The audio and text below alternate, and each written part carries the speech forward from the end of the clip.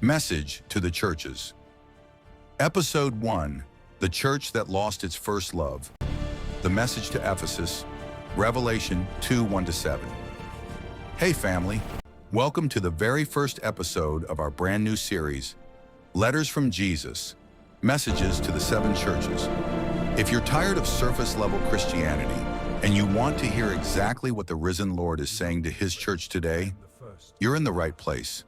Today we're starting at the very beginning, the church that had it all, except the one thing that matters most. This is the story of Ephesus. The church, picture this. It's about 95 AD. The Apostle John is exiled on the barren island of Patmos because he refused to stop preaching Jesus.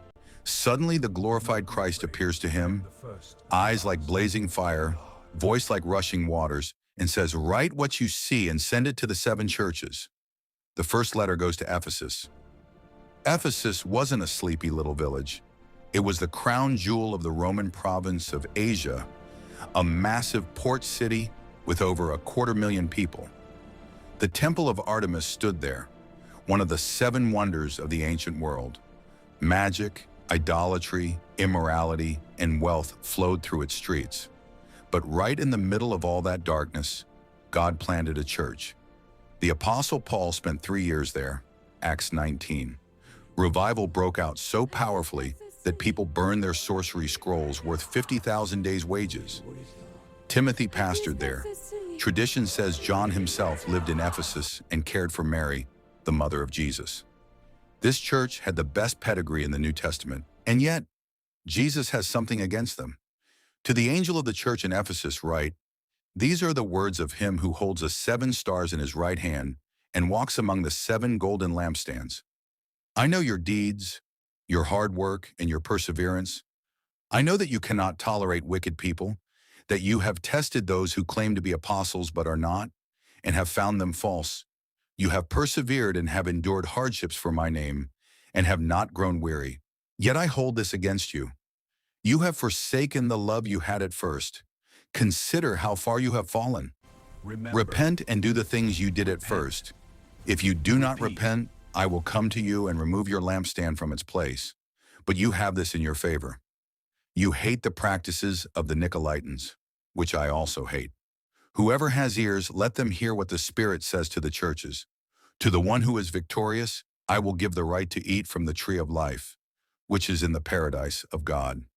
Revelation 2:1-7. NIV. Jesus starts with 5 glowing commendations. Listen to how proud he sounds.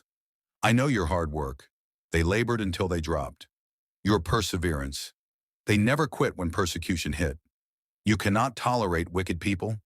Sin was not welcome. You tested false apostles. They protected sound doctrine like watchdogs.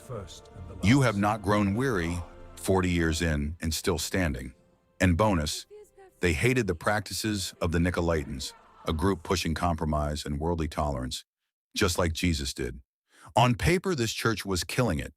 If they had a website, every pastor today would want their model. But then Jesus drops the hammer with one little word, "Yet you have forsaken the love you had at first." That phrase, first love, is the heartbeat of this entire letter. When the church was brand new, their love for Jesus was white hot. They couldn't stop talking about him. Prayer wasn't a duty, it was oxygen. Worship wasn't scheduled, it was spontaneous. Evangelism wasn't a program, it was overflow. They loved Jesus so much that loving people came naturally. That's first love. But somewhere along the way, the fire became a routine. They kept the works, the doctrine, the endurance. But the love was gone.